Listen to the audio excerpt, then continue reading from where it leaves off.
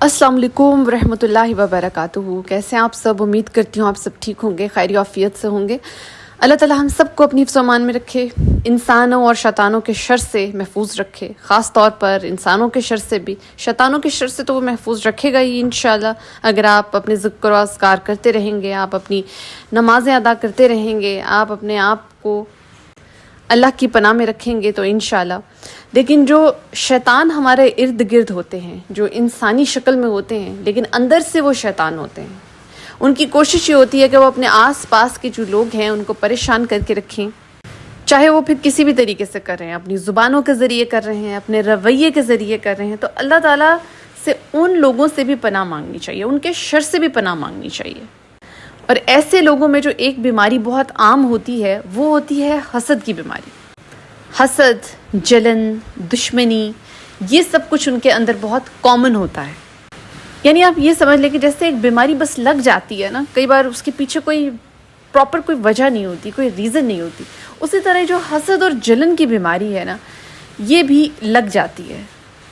और आप में से बहुत सारे लोग ये बात भी जानते होंगे कि क़यामत के करीब बहुत सारे लोग जो कब्रों में होंगे वो इस वजह से होंगे या इस वजह से फौत हो चुके होंगे कि उन्हें नज़र लगी होगी, नज़र बद लगी होगी, वो हसद की वजह से कब्र में चले गए होंगे। इस कदर ख़तरनाक बीमारी है ये। मैं तो इसको बेसिकली बीमारी ही कहती हूँ क्योंकि ये एक रूहानी बीमारी है।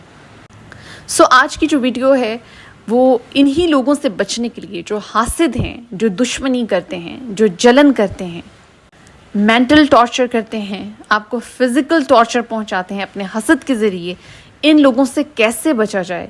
क्योंकि ऐसा हो नहीं सकता कि एक इंसान जो इस दुनिया में रहता है उसके आसपास हासिदीन ना हो।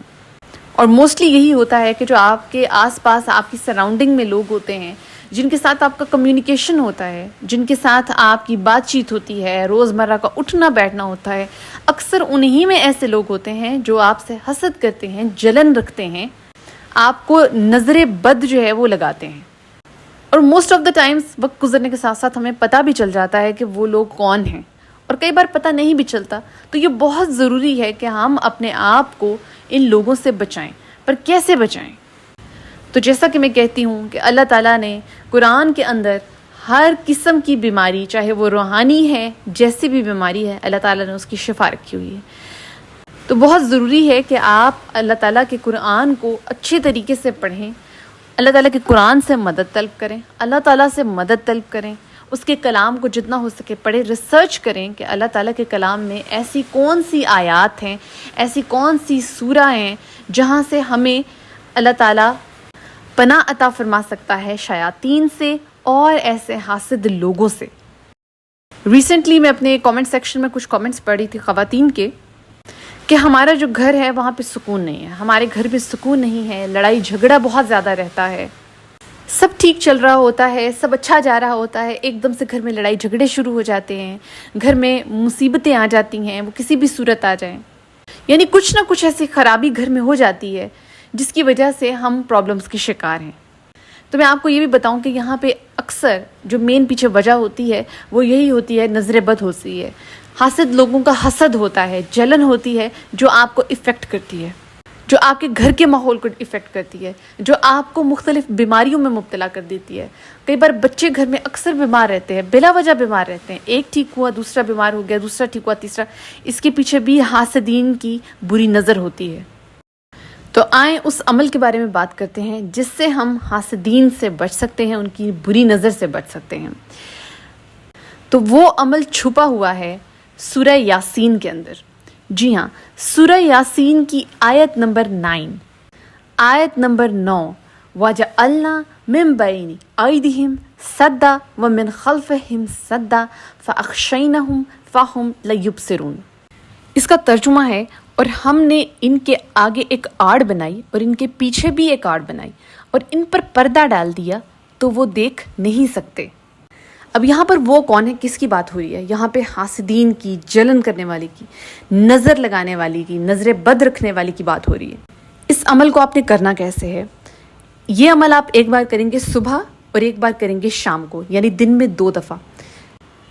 और जब आपने ये दुआ पढ़नी है, ये आयत آیت نمبر 9 سورہ یاسین کی پڑھنی ہے تو اس سے ایک دفعہ پہلے آپ نے درود شریف پڑھنی ہے اور اس کے بعد دعا پڑھنے کے بعد بھی آپ نے درود شریف پڑھنی ہے. اور یہ آیت آپ نے 3 بار پڑھ کر اپنے گھر میں، اپنے آس پاس جو بھی آپ کے گھر والے لوگ ہیں ان کے اوپر بھی پھونک دیں، اپنے گھر میں بھی پھونک دیں، اپنے بچوں پر بھی پھونک دیں. یعنی یہ سمجھ لیں کہ آپ نے ایک پروٹیکٹیو لیئر ہے جو اپنے گھر کے اوپر کریٹ کر لی ہے. یعنی ایک یہ بیریئر ہے. یہ بیریئر کہاں سے آیا ہے؟ یہ اللہ تعالیٰ نے بیریئر کریٹ کر دیا ہے آپ کے گھر کے اوپر، آپ کے گھر میں جو موجود لوگ ہیں ان کے اوپر. اور یہ بیریئر آپ کو کس سے بچا رہا ہے؟ آپ کے حاسدین سے آپ کو بچا رہا ہے. یعنی وہ جو حسد کرنے والے لوگ ہیں، نظر بد رکھنے والے لوگ ہیں، اب وہ آپ کو اس طرح کی نیگیٹیوٹی نہیں دے سکتے جیسے وہ پہلے دے رہے تھے. اللہ تعالیٰ ایک آڑ کریٹ کر دے گا، ایک بیریئر کریٹ کر دے گا آپ کے درمیان اور ان لوگوں کے درمیان. وہ آپ کی ان نعمتوں کو اس جیلسی سے دیکھ ہی نہیں سکیں گے، اس سے حسد کر ہی نہیں سکیں گے. اور جب بھی آپ کو لگے کہ آپ کے گھر کا ماحول خراب ہو رہا ہے، کئی بار ایسا ہوتا ہے کہ آپ کے گھر کے اندر جس گھر میں آپ رہ رہے ہیں وہاں پہ بھی ایسے لوگ موجود ہوتے ہیں. یعنی آپ ان لوگوں کے ساتھ رہنے پر مجبور ہیں، آپ کو ان کے ساتھ زندگی بھی گزارنی ہے، لیکن وہ کس طرح کے لوگ ہیں؟ وہ حاسد لوگ ہیں، حسد کرنے والے لوگ ہیں.